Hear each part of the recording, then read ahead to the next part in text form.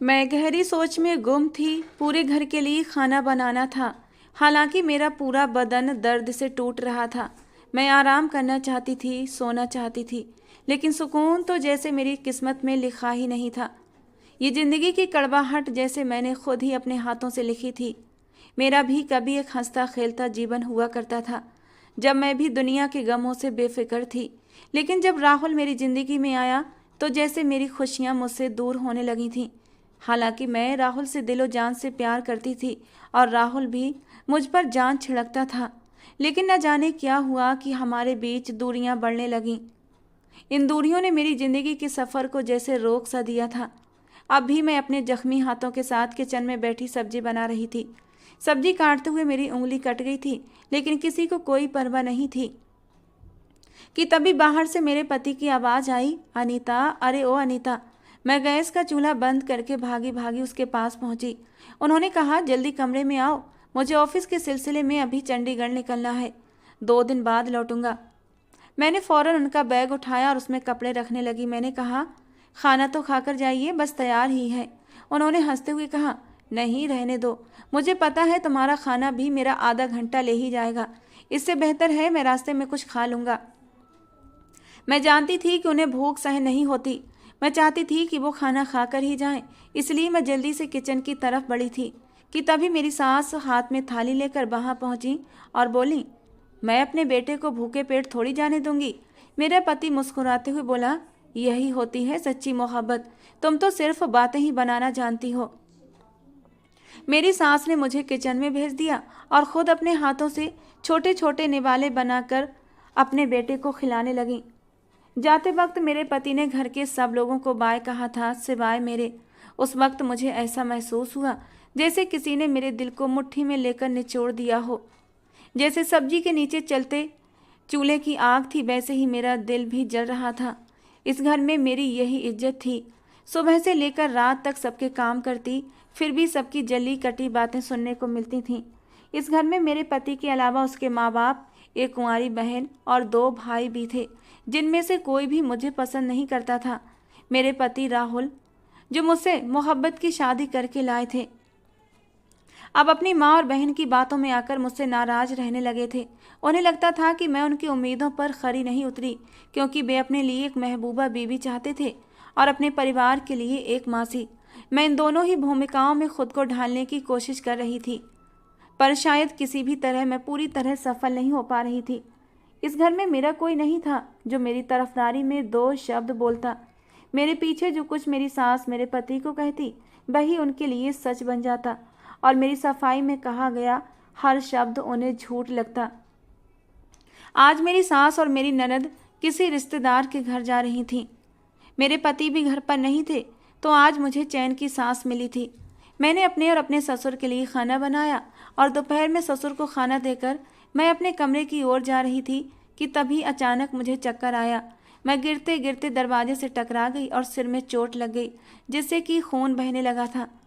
मेरे ससुर ये देखकर घबरा गए थे। मेरे ससुर ने जल्दी से मेरे पास आए। मेरे सर से बहता खून देखकर वो परेशान हुए और उन्होंने बाहर जाकर रिक्शा रोका और मुझे हॉस्पिटल लेकर आए। भगवान की कृपा थी कि उस वक्त मेरी सास घर पर मौजूद नहीं थी, वरना वो मेरी इस हालत को भी मेरी कोई चाल समझ लेती और मुझ पर काम चोरी का इल्ज़ाम लगा देती। अस्पताल में डॉक्टर ने मेरा ब्लड प्रेशर चेक किया और खून का एक टेस्ट लिख दिया। नर्स ने मेरे सिर की पट्टी की और खून का एक सैंपल ले लिया। थोड़ी ही देर बाद रिपोर्ट लेकर मेरे ससुर मेरे पास आए और मेरे सिर पर हाथ फेरते हुए बोले, जीती रहो बेटा, तुम उम्मीद से हो। ये सुनकर मेरा दिल खुशी से झूम उठा था। मैंने तुरंत अस्पताल से ही अपने पति राहुल को फ़ोन लगाया और उन्हें ये खुशखबरी सुनाई। ये सुनकर राहुल खुशी से झूम उठा था। मेरी तबीयत के बारे में फ़ौरन पूछा और सिर की चोट सुनकर चिंतित भी हो गया। उसने मेरे ससुर को कहा कि वो मुझे ध्यान से लेकर घर जाएं और बोला कि जब तक वो नहीं लौटते मुझे बिस्तर से नहीं उठने देना। राहुल की इस केयरिंग बातों को सुनकर मेरी आंखों में खुशी के आंसू आ गए थे। उन्होंने मुझसे पूछा कि चंडीगढ़ से तुम्हारे लिए क्या लेकर आऊं, तो मैंने उनसे रबड़ी लाने की फरमाइश की थी। घर पहुंचने पर मेरे ससुर ने मुझे डॉक्टर और राहुल की बात मानते हुए आराम करने के लिए कहा। मैं कमरे में जाकर लेट गई और कमजोरी के कारण तुरंत ही सो गई। डॉक्टर ने खून की कमी बताई थी और वैसे भी घर के काम के बोझ के चलते मुझे दिन में सोने का वक्त मिलना जैसे एक सपने जैसा था। आज सब लोग घर से बाहर थे तो मैं आराम से सो सकी थी। शाम तक मैं दवाई के असर में गहरी नींद में सोती रही, लेकिन जैसे ही मेरी सास घर लौटी, उनके शोर से मेरी नींद उड़ी थी। घर में रात के खाने का इंतजाम नहीं था और वो लोग भी बाहर से कुछ खाकर नहीं आए थे। ससुर ने मेरी तबीयत का हवाला देकर उन्हें समझाने की कोशिश की, लेकिन सास तो गुस्से से आग बबूला हो उठी और दहाड़ते हुए मेरे कमरे में आ गई।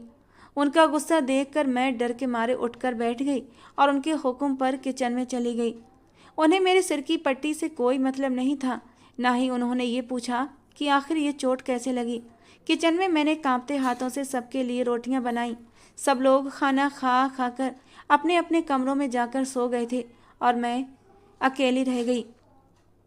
देर रात तक मुझे तेज बुखार होने लगा और खून की कमी के कारण सांस लेने में भी तकलीफ होने लगी। घबराहट के मारे मुझे नींद नहीं आई तो मैं आंगन में जाकर चारपाई पर लेट गई। मुझे अब बस राहुल के लौटने का इंतजार था। एक तो मेरी तबीयत खराब थी और दूसरी तरफ से राहुल ने बड़े लंबे समय के बाद मेरे लिए मोहब्बत भरे शब्द कहे थे, जिन्हें याद करके मेरी आंखें नम हो गई थीं। राहुल की मोहब्बत की खातिर तो मैंने इतना बड़ा कदम उठाया था कि मैंने अपने पीछे सबको छोड़ दिया था, और जब राहुल मुझसे बेगाना हुआ तो मैं अंदर से टूटकर बिखर चुकी थी। लेकिन आज राहुल की जरा सी मोहब्बत पर मेरा दिल उसकी मोहब्बत में फिर से तड़प उठा था। मैं धीरे धीरे अतीत में खोने लगी थी। उन दिनों का ख्याल मेरे दिल में घर कर गया जब मैं राहुल से पहली बार मिली थी। हम एक शादी के फंक्शन में मिले थे। मेरे दोस्त के भाई की शादी थी, जहां राहुल अपने दोस्तों के साथ शामिल था। शादी में ना ही मेरा और ना ही राहुल का कोई रिश्तेदार था।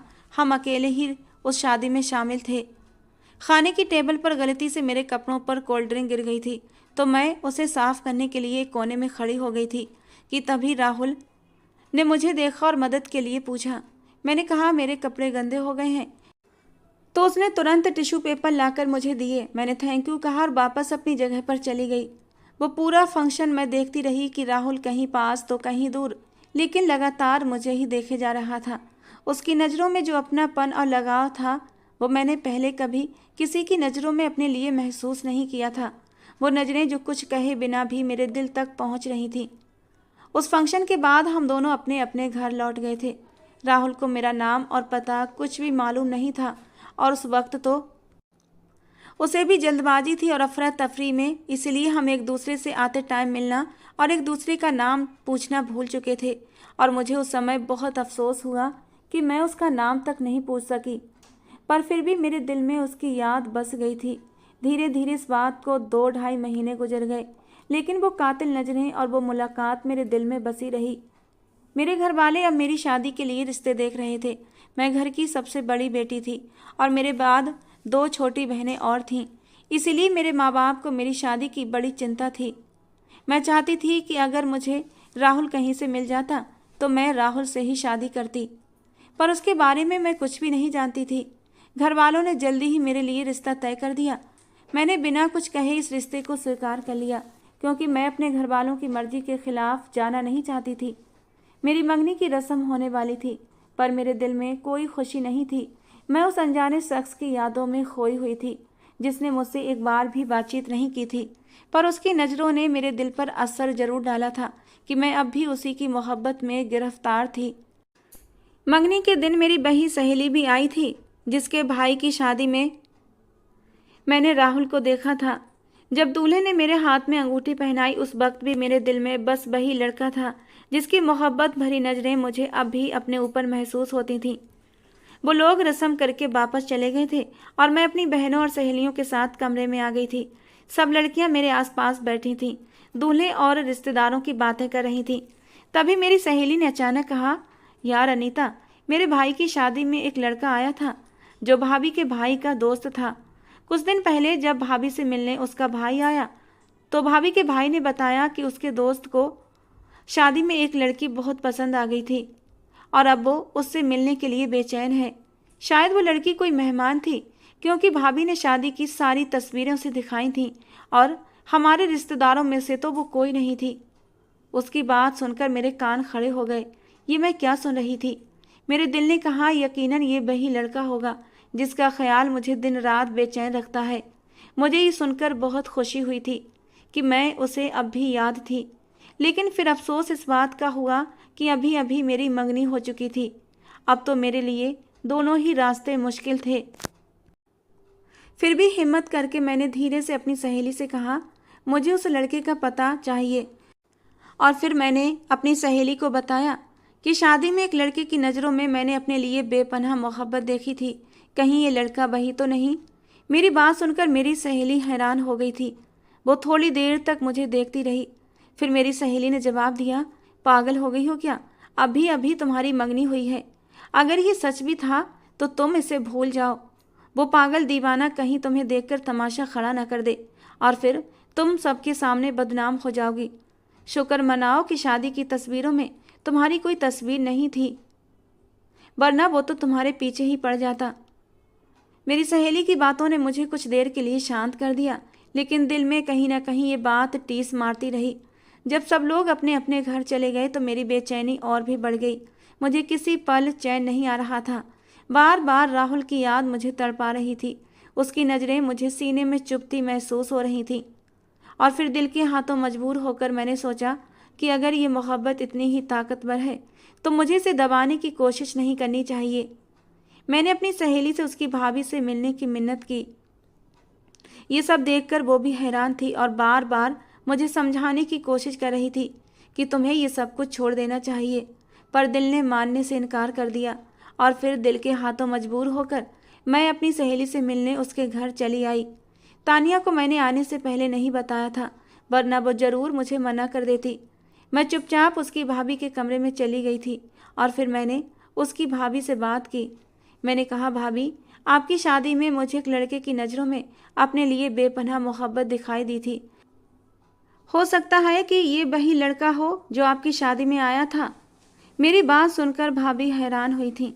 कहने लगी, हाँ, राहुल उस लड़की के लिए एकदम दीवाना हो गया है। खाना पीना तक छोड़ दिया है। कहता है कि उसी लड़की से शादी करूँगा, वरना पूरी ज़िंदगी कुंवारा रहूँगा। और फिर उसके बाद भाभी ने राहुल की तस्वीर दिखाई और मैंने उसे फ़ौरन पहचान लिया। भाभी ने गहरी सांस ली और कहा, लेकिन तुम्हारी तो मंगनी हो चुकी है अनीता, ये सब छोड़ दो। लेकिन मैंने कहा, भाभी, मैं उसे अपनी ज़िंदगी से निकाल नहीं सकती। मैं उसके लिए हर रिश्ते को कुर्बान करने के लिए तैयार हूँ। मैं बस एक बार उससे मिलना चाहती हूँ। तानिया भी अपनी भाभी के कमरे में आ चुकी थी और उसने भी मुझे समझाने की हर मुमकिन कोशिश की, लेकिन मैं नहीं मानी। और फिर आखिरकार मेरी जिद और विनती के बाद उसकी भाभी ने राहुल को कॉल कर दी। थोड़े ही समय में राहुल वहां पहुंच गया था। जब हम आमने सामने आए तो हमारे दिलों को जैसे सुकून मिल गया था। तानिया और उसकी भाभी कमरे से बाहर चले गए थे और राहुल ने बेचैन होकर मुझे अपनी बाहों में समेट लिया था। कितनी ही देर तक मैं उसकी बाहों में लगी खड़ी रही और उसकी बाहों में आकर जैसे मेरे दिल को भी करार आ गया था। ऐसा सुकून मैंने पहले कभी महसूस नहीं किया था जो मुझे राहुल की बाहों में महसूस हुआ था। उसने मेरे माथे को चूमते हुए मुझसे अपनी मोहब्बत का इजहार किया था। कहने लगा, अनीता, मुझे तुम्हें ढूंढने में बहुत वक्त लग गया, लेकिन अब अगर तुम मेरी नहीं हुई तो मैं कैसे जिंदा रह पाऊंगा। मैंने उसका हाथ पकड़ा और उसे दिल से ये यकीन दिलाया कि मैं उसके साथ ही रहूंगी, चाहे दुनिया इधर की उधर हो जाए। राहुल के बिना मेरा दिल भी बेचैन था। मैंने उसे कहा, राहुल, मैं तुम्हारे बिना रह ही नहीं सकती। मैं अपनी पूरी कोशिश करूंगी कि इस मंगनी को तोड़कर तुम्हारे साथ ज़िंदगी बिता सकूं। हम दोनों ने एक दूसरे के साथ रहने का वादा किया और मैं अपने घर वापस लौट आई। घर पहुंची तो देखा मेरी माँ बाजार से वापस लौट कर आ चुकी थी। उन्हें मेरे अचानक घर से निकलने पर गुस्सा आया था। जैसे ही मैं अंदर गई तो माँ ने गुस्से में कहा, तुम्हारे कदम मुझे ठीक नहीं लग रहे। मैं जल्दी ही तुम्हारी शादी करके तुम्हारी जिम्मेदारी से आज़ाद होना चाहती हूँ। और फिर हिम्मत करके मैंने उन्हें समझाते हुए कहा, माँ, मैं उस लड़के से शादी नहीं कर सकती क्योंकि मैं किसी और से प्यार करती हूँ। मेरी बात सुनकर मेरी दोनों छोटी बहनें हैरानी से मेरा चेहरा देखने लगीं और मेरी माँ का चेहरा तो गुस्से से तमतमा उठा था। उन्होंने एक जोरदार थप्पड़ मुझे मारा। कहने लगी, तेरी मंगनी हो चुकी है और तू उसी लड़के से शादी करेगी या फिर इस घर से तेरी अंतिम विदाई होगी।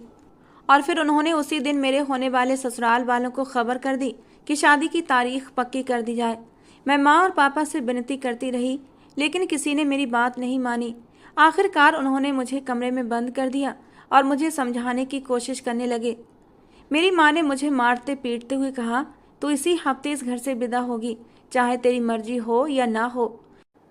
लेकिन मेरे दिल में राहुल के लिए बसी मोहब्बत इतनी ताकतवर थी कि मैंने ठान लिया था कि किसी भी हालत में मैं उससे मिलने का रास्ता निकालूंगी। और फिर रात के अंधेरे में मैं 2 जोड़े कपड़े लेकर घर से निकल पड़ी थी और राहुल के शहर का रुख किया। मैं जो कभी अकेले घर से बाहर नहीं निकली थी, अब हिम्मत करके दूसरे शहर तक का सफ़र तय कर रही थी। मेरे पास राहुल का पता और नंबर था और दिल में उसके लिए जुनून। सुबह होते ही मैं उसके घर के दरवाजे पर पहुंच चुकी थी। दरवाज़ा राहुल के पापा ने खोला और मुझे देखकर चौंक गए। पूछने लगे, कौन हो? मैंने राहुल का नाम लिया, लेकिन उन्होंने मुझसे मिलने से इनकार कर दिया। उनके इनकार के बावजूद मैं दरवाजे पर खड़ी रही। राहुल की माँ भी हमारी बातें सुनकर बाहर आई थीं और उन्होंने भी गुस्से से मुझे वापस लौट जाने के लिए कहा। इतने में राहुल का छोटा भाई अंदर जाकर राहुल को बुला लाया और जब राहुल को पता चला कि मैं उसके दरवाजे पर खड़ी हूँ तो वो परेशान होकर नंगे पैर बाहर आया था। उसकी माँ ने मुझसे कहा, लड़की तुम यहाँ से चली जाओ, हमारे गले में मुसीबत मत डालो। मैंने सख्ती से जवाब दिया, मैं राहुल से मोहब्बत करती हूँ और किसी भी कीमत पर उसे दूर नहीं हो सकती। राहुल ने मेरा हाथ पकड़कर कहा, माँ ये मेरी मोहब्बत है और मैं इसे किसी भी कीमत पर वापस नहीं जाने दूंगा। उसकी माँ और पापा ने विरोध किया, लेकिन राहुल ने उनकी परवाह नहीं की। मैंने अपनी माँ की नहीं सुनी थी तो अब किसी और की कहाँ सुनने वाली थी। मैंने राहुल के घर में 1 हफ्ता गुजार दिया था। राहुल के माँ बाप अब भी हमारी शादी के खिलाफ थे। उनका कहना था, ये लड़की हमारे सर कोई बड़ी मुसीबत डाल देगी। अगर हम अभी तुम्हारी शादी से कर दें और पीछे से इसके घर वाले आ गए और एक नया तमाशा खड़ा कर दिया तो हम क्या करेंगे? हमारी तो इतनी हैसियत नहीं कि हम बेकार के पंगों में उलझकर अपना पैसा और समय बर्बाद करें। लेकिन राहुल ने साफ कह दिया कि सारे झंझटों की जिम्मेदारी मैं खुद अपने सर लेता हूँ। उधर मैं तानिया से कांटेक्ट में थी।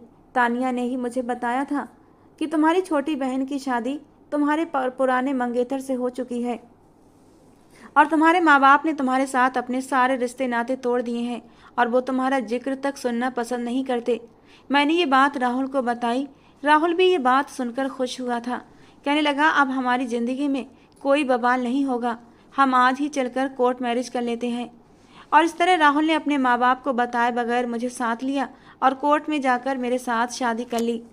अब मेरे दिल को करार आ गया था कि मुझे राहुल के घर से और उसकी ज़िंदगी से कोई निकाल नहीं सकता। यूँ मैं राहुल के साथ खुशी खुशी रहने लगी।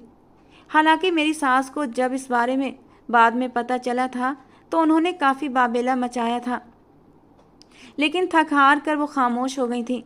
उधर राहुल अब अपनी नौकरी तलाश करने में लग गया था।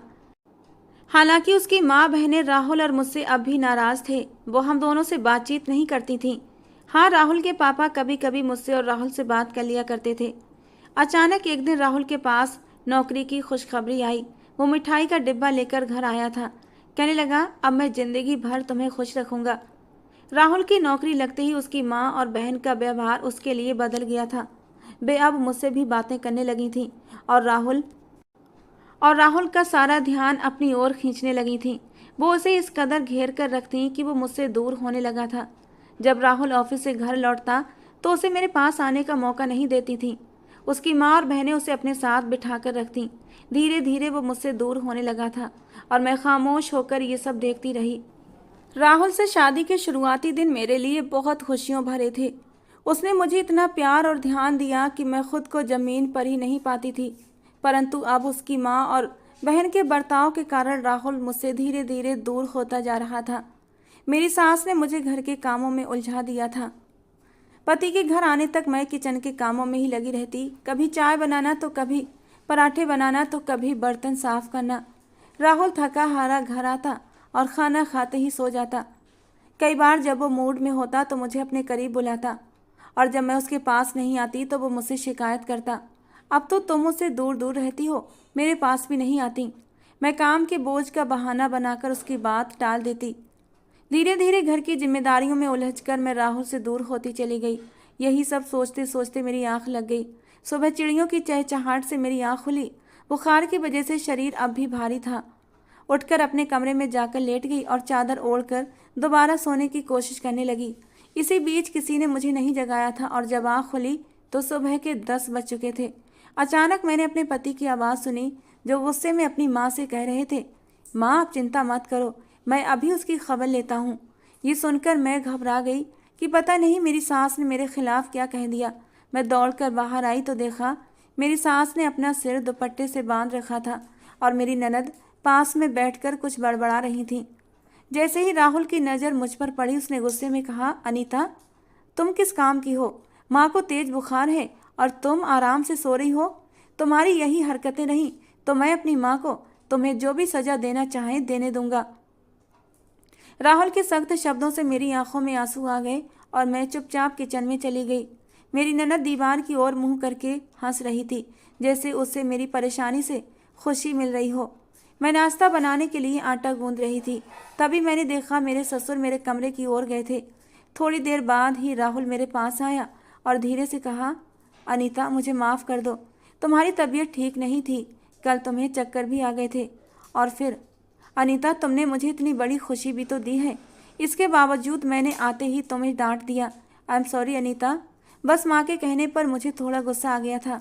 मैं अपनी माँ से बहुत प्यार करता हूँ, इसीलिए उनके चेहरे पर कोई उदासी देख ही नहीं सकता। उसकी बात सुनते ही मेरी आंखों में आंसू छलक पड़े।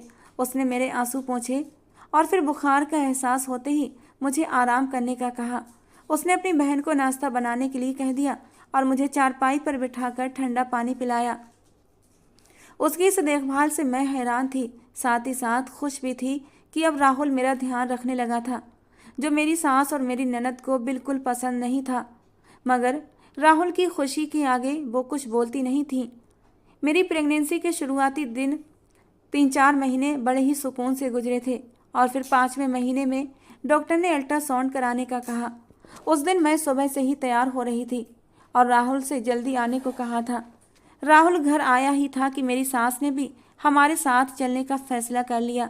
रास्ते में वो राहुल से कहने लगी, अगर इसने बेटी पैदा की तो वो भी इसी के जैसे निकलेगी।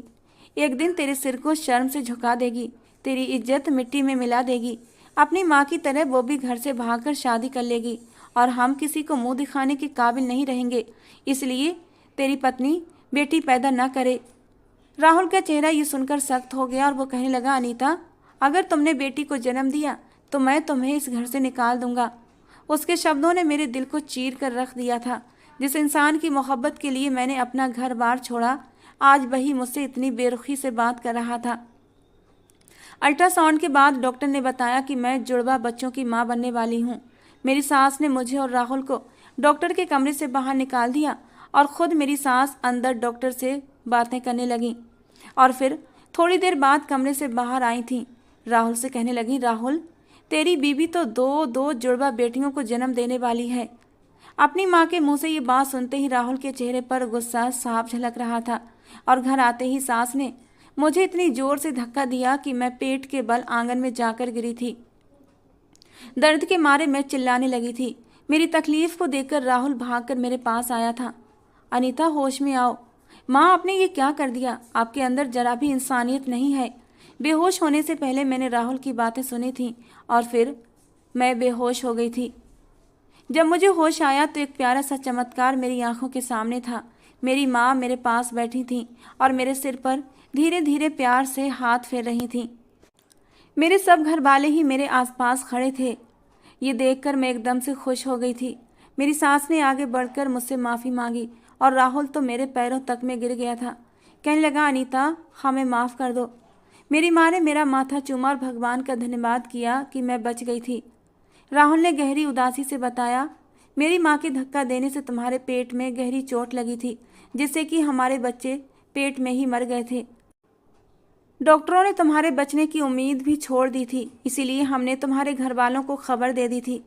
लेकिन तुम्हारी माँ ने तुम्हारे लिए भगवान से रो रो कर प्रार्थना की थी और शायद उन्हीं की प्रार्थना ने तुम्हें मौत के मुंह से खींच कर निकाल लिया है। राहुल मेरे सामने हाथ जोड़कर खड़ा था और रो रहा था। अनीता मुझे माफ़ कर दो। जब डॉक्टरों ने कहा कि तुम्हें बचाना मुश्किल है तो मैं अंदर से टूट गया था। मुझे पहली बार एहसास हुआ मैं तुम्हारे बिना कुछ भी नहीं हूँ। अगर तुम न रहती तो शायद मैं भी जी नहीं पाता। मैंने भगवान से रो रो कर तुम्हारी ज़िंदगी के लिए दुआएं मांगी हैं। पता नहीं भगवान ने मेरी सुनी या तुम्हारी माँ की, लेकिन तुम बच गईं। और जैसे ही तुम्हें होश आया, मुझे लगा कि मेरी ज़िंदगी में फिर से जान आ गई है। मेरी सास ने भी आगे बढ़कर मुझसे माफ़ी मांगी। कहने लगी, अनीता, हमें माफ़ कर दो। मेरे अज्ञान और जीत की लालसा से मैंने गलत फहमी पाल ली थी। तुम्हारे पेट में जुड़वा बेटियां नहीं बल्कि बेटे थे, जो मेरी नफ़रत की वजह से इस दुनिया में आने से पहले ही चले गए। मुझे अपने बच्चों के जाने का बहुत दुख था। मैं बहुत रोई थी, लेकिन फिर मैंने खुद को संभाला कि अब मेरे साथ मेरा परिवार था। राहुल का प्यार और मेरे घर वालों का सहारा मेरे लिए अनमोल बन गया था। मैंने राहुल का हाथ पकड़कर फिर से आगे बढ़ने का फैसला किया। अब राहुल मेरा बहुत ख्याल रखता था और मेरी सास भी मुझे समझने लगी थी, मुझे प्यार करने लगी थी। उन्होंने मुझसे वादा किया था कि वो अब कभी राहुल को मेरे खिलाफ नहीं भड़काएंगी, और मैंने भी उन्हें माफ़ कर दिया था। और फिर एक खुशहाल परिवार की तरह हम सब लोग मिलजुल कर रहने लगे थे। अगले ही साल मैंने एक प्यारी सी बेटी को जन्म दिया। बेटी के पैदा होने पर ना तो राहुल का चेहरा उतरा और ना ही मेरी सास का, बल्कि दोनों ने उसे अपनी गोद में लिया और इस खुशी में शामिल हुए थे। सबने मिलकर बड़े ही प्यार से उसका नामकरण किया और सबके चेहरों पर सच्ची मुस्कान देखकर मेरे दिल को सुकून मिला था। और उस दिन मुझे महसूस हुआ कि अब मेरी ज़िंदगी में सच्ची खुशी लौट आई है और मेरा परिवार अब मेरे साथ है हर कदम पर। दोस्तों, आज की हमारी ये कहानी आपको कैसी लगी ज़रूर बताना। पसंद आई हो तो प्लीज़ लाइक करना। रोज़ एक नई कहानी सुनने के लिए हमारे चैनल को भी सब्सक्राइब करना। मिलते हैं दोस्तों अगली किसी नई कहानी के साथ।